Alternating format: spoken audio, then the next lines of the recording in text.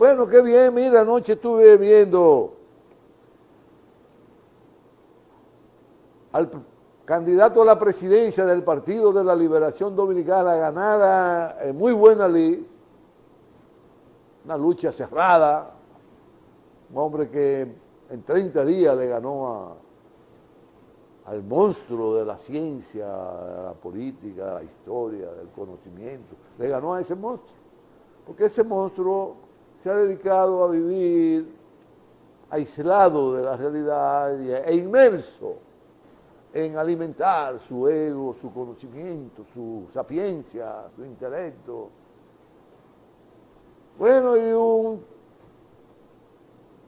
empresario normal de este país, con una visión política, una empatía con su pueblo, le ganó una primaria, buena ley, le ganó. Y yo sé que le ganó porque yo trabajé mucho. Yo le preguntaba a la gente en la calle, oye, ¿quién te simpatiza? Ah, me simpatiza Gonzalo. Iba a los restaurantes, le preguntaba al capitán de los chefs, le preguntaba al dueño, ¿qué dice la gente? No, Gonzalo. Y bueno, vamos a hablar someramente del discurso de Gonzalo, de lo interesante y de lo diferente, porque aquí hay gente, yo le he oído hablar por más de 8 años, por ejemplo, a Luis Abinader. Vamos a llamarlo por su nombre, no importa. Acaba de llegar nuestro gran compañero Josué Brito. Y yo nunca he oído decir a Luis Abinader qué va a él a hacer si llega a ser presidente un día. Nunca ha dicho yo voy a hacer esto, voy a hacer lo otro, y mucho menos para beneficiar a los estudiantes, a los pobres, a los campesinos, a los obreros, a los empresarios. Vamos a la pausa y cuando regresemos, con el permiso de Josué, para yo cerrar el tema, me va a permitir darle forma al tema para que él tome su turno gigantesco.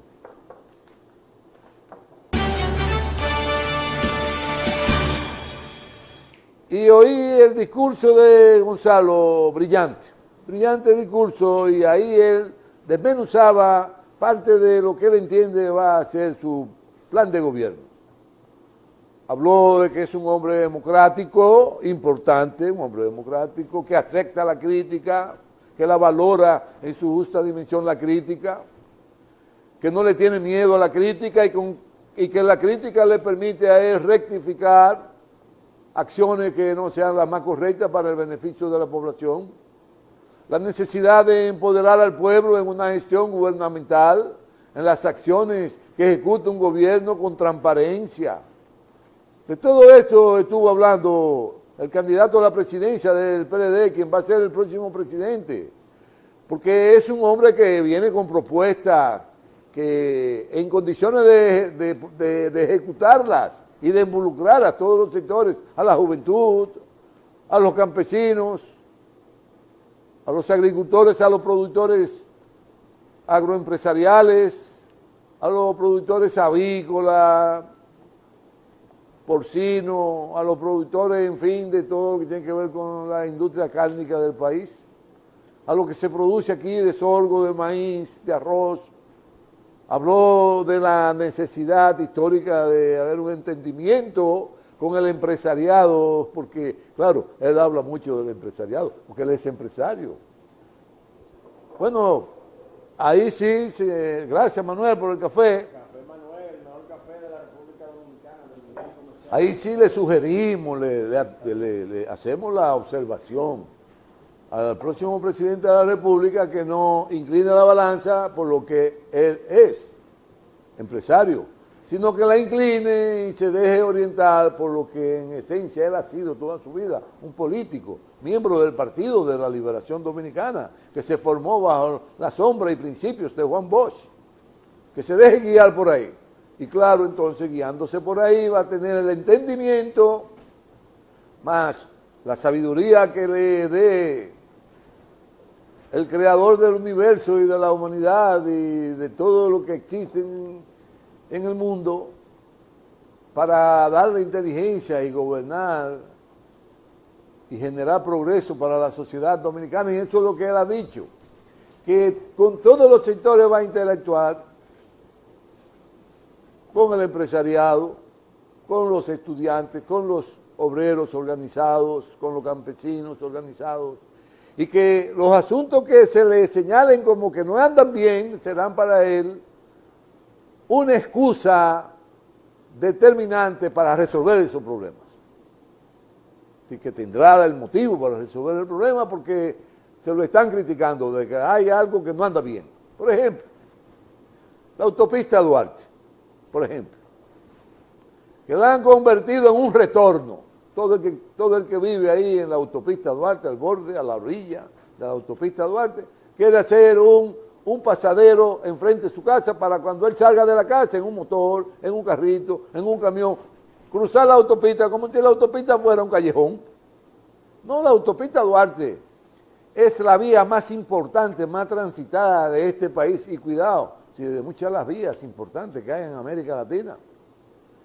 Entonces, cuando se diseñó la autopista Duarte, cuando se hizo, de Santiago a La Vega habían alrededor de 8 retornos, 8. ¿Ustedes saben cuánto hay? Más de 200 retornos.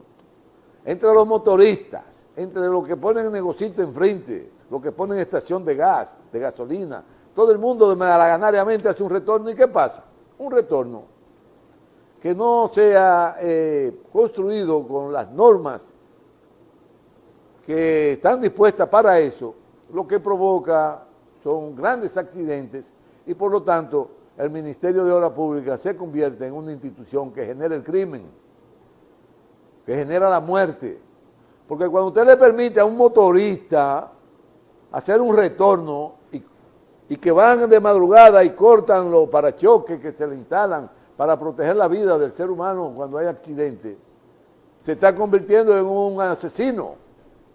Porque el cruce de un motorista, el cruce de un carro, de cualquier actividad que tenga que ver con el tránsito inadecuada, produce accidentes y por lo tanto grandes muertes. Bueno, eso hay que corregirlo, eso hay que corregirlo. Se lo decimos al ministro de entonces, de ahora, de Obras Públicas, para que le ponga mucha atención a esto, porque eso es un crimen, eso es un crimen. Muchos accidentes en la autopista. Entonces yo estimo que de aquí a la capital hay por lo menos 800 retornos, pero no es retorno, porque un retorno eso es algo muy complicado. Eso no es que usted va, no, un retorno, usted se sale de la autopista, después se va por encima de la autopista y vuelve y sale allá. Todo el que ha vivido en Estados Unidos, cuando violan las entradas a la salida que le corresponde para ir a donde vive o donde trabaja, oye, lo celebran, oye, voy a tener que ir 50 kilómetros más porque me pasé. Ustedes saben de lo que yo estoy hablando, ¿verdad? Me pasé de la entrada. Allá usted no puede dar la vuelta donde le da la gana. Ay, pero cae preso de una vez. Pero de la seguridad vial, el actual candidato a la presidencia del Partido de la Liberación Dominicana y que va a ser el próximo presidente, porque no hay manera. Es un hombre con mucha iniciativa, con muchas propuestas, y están saliendo con fluidez las propuestas para gobernar a favor de todos los sectores de la sociedad. Y reitero, bueno, lo que oí de propuestas de unas personas que están desenfocadas, vamos a hacer de aquí al 2044 una vía para tal cosa, pero señor, eso está desenfocado. A Luis Abinader lo único que se pasa el tiempo es hablando de la corrupción y peleando por la televisión. No, este hombre que lo vi anoche con tanta fuerza, entusiasmo de cómo va a caminar los esfuerzos para que siga progresando el país. Y no es que fue desgracioso con el presidente, porque él dijo ahí, bueno, el presidente ha hecho esto, pero falta por hacer mucho más y nosotros lo vamos a hacer. Así que no es que él está ahí, yo voy a hacer lo que diga el presidente, no. El presidente ha hecho esto, ha dejado de hacer cosas que son muy importantes para seguir desarrollando el país y yo la voy a hacer. La voy a encarar. Sobre todo habló de la necesidad histórica de subir el salario mínimo de los trabajadores y dijo que lo va a subir y que le va a demostrar a los empresarios la importancia y la trascendencia de subir el salario mínimo a los trabajadores, porque eso es progreso, eso es bienestar.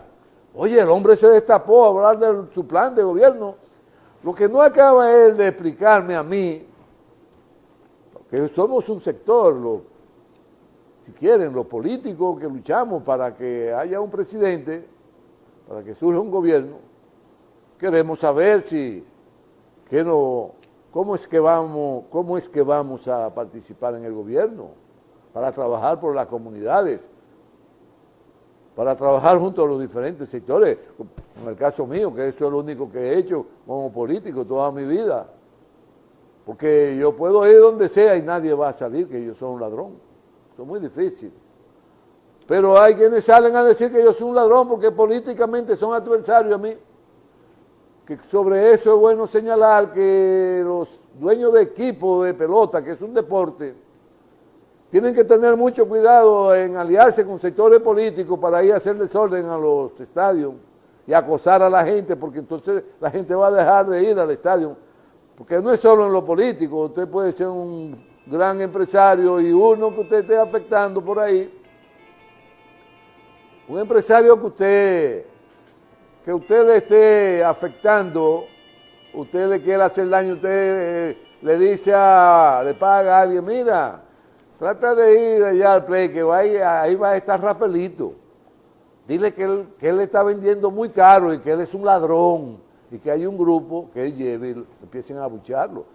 Eso no se puede porque eso es un lugar espiritual de deporte donde la gente va a tener la convivencia y enriquecer su espíritu con una buena práctica del deporte para sentirse bien como ser humano. Usted no puede tomar los estadios aquí para ir a hacer política. Si no, la gente va a dejar de ir, porque la política es muy complicada. Además, la política no es para estarle voceando a nadie si es ladrón o no es ladrón, para eso está la justicia.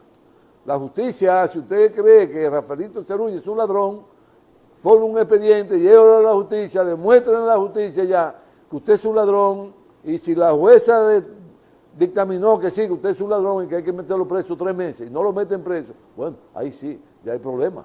Pero si usted no ha demostrado que usted es un ladrón, que usted se ha robado, porque eso es tácito. No, eso no es así.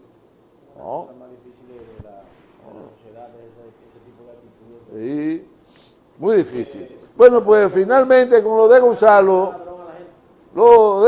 habló de cómo es que él va a proporcionar el plan de vivienda que ha desarrollado el presidente de la República, que un barbero como su papá, una joven que trabaja en un salón, que perciben al mes 50, 60 mil pesos, pero lo que ellas tienen como certificación es que reciben un sueldo de 5 mil pesos, entonces no pueden ir al banco. Él va a resolver eso, para que la joven que trabaja en el salón pueda adquirir un apartamento y el banco se lo financie. Él sabrá cómo hacerlo, tiene que explicarlo cómo lo va a hacer, porque los bancos son no usureros, los bancos no comen cuento con su cuarto, porque de los bancos vive mucha gente muy bien, sin dar un golpe. Pero ese es el sistema capitalista es así. Bueno, y habló de cómo va a elevar el nivel de producción a nivel de la nación, cómo va a interactuar permanentemente con la sociedad, cómo las críticas van a ser bien seguidas, en fin, va a haber progreso. Definitivamente Gonzalo va a establecer de manera meridiana que no hay que ser un científico de la historia, de la realidad de la sociedad, del desarrollo de las sociedades. No hay que ser un científico, sino ser un hombre de buen corazón, ser justo, de un hombre justo. La política, el hombre justo, tiene un espacio enorme porque el que actúa con justicia proporciona bienestar. Y eso es lo que va a hacer Gonzalo.